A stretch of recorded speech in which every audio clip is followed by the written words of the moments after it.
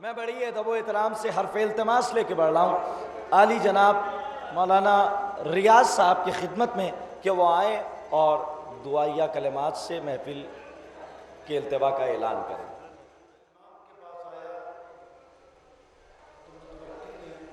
طلب کیا تو یہ ڈر گیا، کہنے لگا کہ شاید ہم کو قتل کر دیا جائے۔ اس کو امام کا گھر بھی نہیں معلوم تھا۔ 2-3 منٹ توجہ کرو کہ ان کا حکم ہے، اس لیے حکم کو بدل آتے ہوئے امام نے اس کی مدد کی۔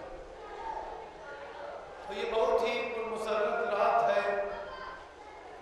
سب سے پہلے دعائے فرض کو پڑھا جائے، آپ لوگ مل کے پڑھیے۔